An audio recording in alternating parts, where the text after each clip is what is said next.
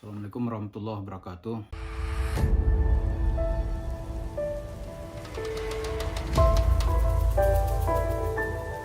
Orang kan kita punya bebek selamat. Kita punya Warweng Steak and Shake. Warweng Steak and Shake itu pajak daerahnya Pak 10% Pak. Langsung potong itu. Nggak ada cerita nggak potong, langsung potong. Nah kalau Warweng Steak sama bebek selamat itu udah 1 triliun per tahun, 100 miliar kontribusi kita. Terima kasih. Belum Petren.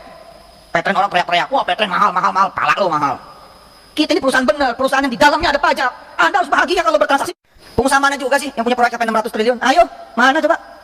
Lah bila itu nanti happening, bila itu nanti terwujud, saya dengan bangga mengatakan bukan that's me, tapi that's all.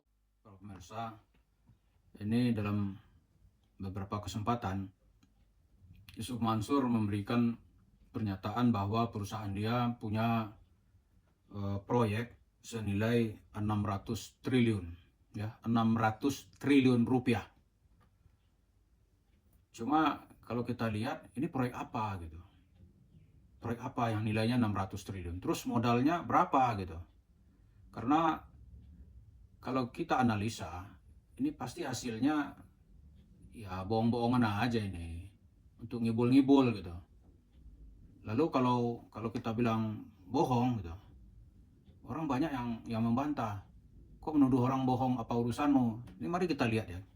Kalau sebuah perusahaan gitu, dia mengerjakan sebuah pekerjaan, itu perusahaan itu harus punya aset, punya modal gitu.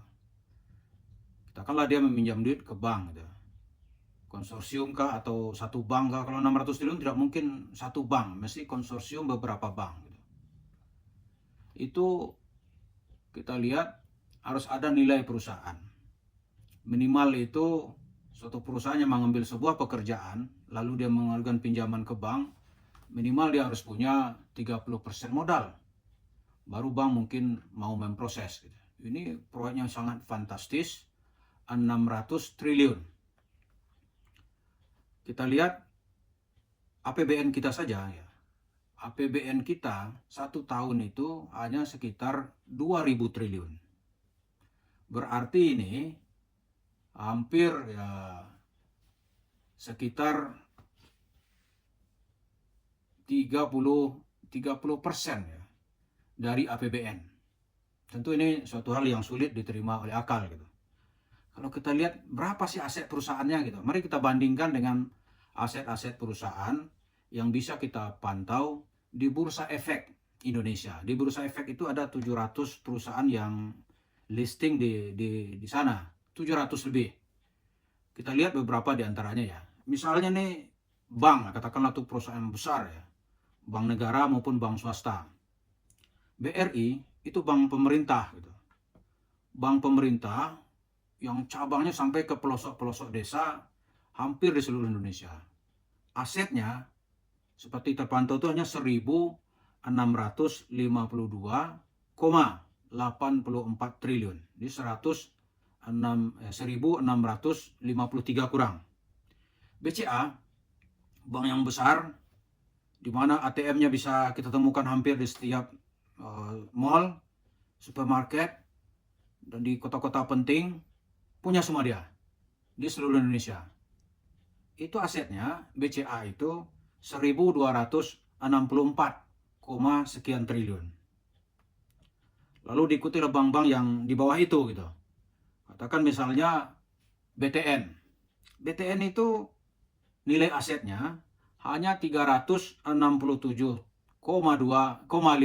triliun. Dia tidak sampai 368. BRI Syariah atau BRIS, sekarang namanya Bank Syariah Indonesia. Bank Syariah Indonesia itu penyatuan dari beberapa bank. Di antaranya itu PNM gitu. Itu asetnya hanya 271,29 triliun. Ada lagi bank yang kecil-kecil itu dalam ukuran perbankan, kecilnya bukan jangan dibandingkan dengan duit pribadi, enggak, bukan itu maksudnya. Ini dalam aturan klasifikasi bank gitu. Bank Ina misalnya nih. Bank Ina itu nilai asetnya hanya 17,67 triliun. 17 ya, enggak sampai 18. Kemudian diikuti dengan wah, ini dibandingkan bank mungkin perusahaan Sumaswa kecil gitu. Tapi oke lah, ini 600 pekerjaannya.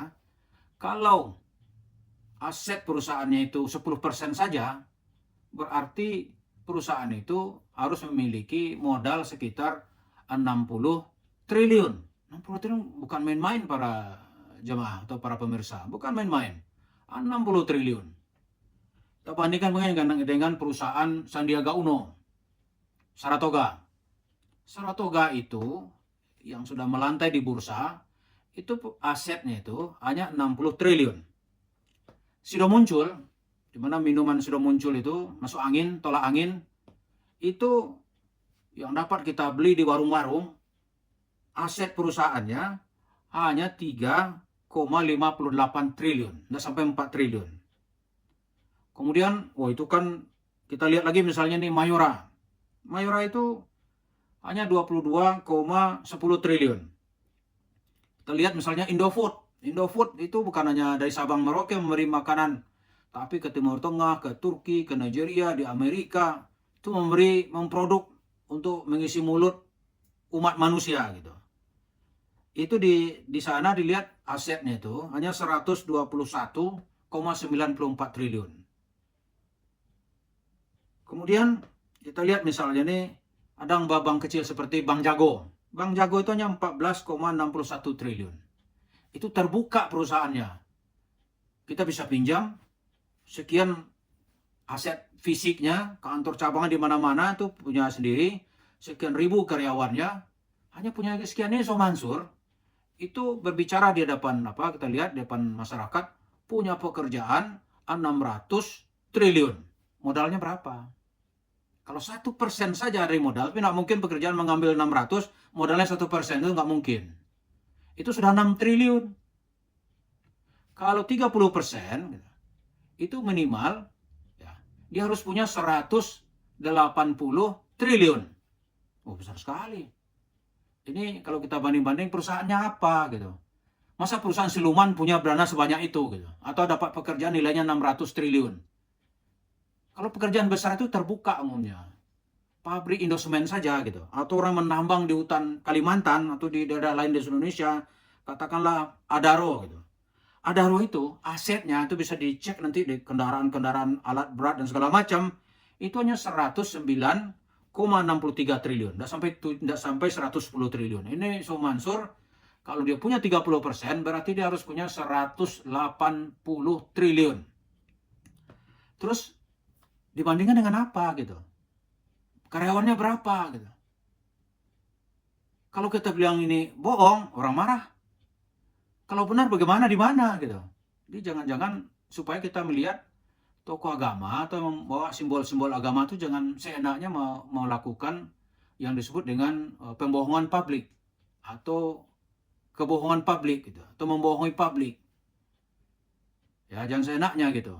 Orang yang sudah puluhan tahun berkarir, katakanlah perusahaan rokok misalnya, itu dia semenjak zaman awal Indonesia Merdeka, bahkan ada yang sebelum Indonesia Merdeka, dia hanya ngasihnya paling 30 gitu. Itu sudah merajai dia, udah setiap berapa juta itu mulut menghisap rokoknya. Ini kita lihat supaya kita ini jangan gampang dibohongi gitu, atau bicara jangan seenaknya. Karena sekarang ini banyak sekali orang-orang yang bisa memanipulasi ajaran agama gitu. Lebih-lebih di tengah masyarakat makin menghadapi kesulitan hidup, dia berharap ada keajaiban, agama dalam versi keajaiban. Dia dukun misalnya nih, itu ngakunya kiai, atau kiai bersatu dengan dukun. Karena itu PBNU dengan tegas mengklarifikasi, katanya jangan samakan kiai itu dengan dukun. Ya, kiai mengurusin agama, ya dukun itu identik dengan perbuatan yang bertentangan dengan syariat agama gitu, khususnya agama Islam. Jadi mudah-mudahan kita tidak gampang dibohongi dengan cerita-cerita ke langit, sementara realisasinya tidak pernah ada. Jadi sekali lagi kita bilang kepada So Mansur, kalau tidak mau disebut sebagai pembohong, lalu ini namanya apa gitu. Terima kasih. Assalamualaikum warahmatullahi wabarakatuh.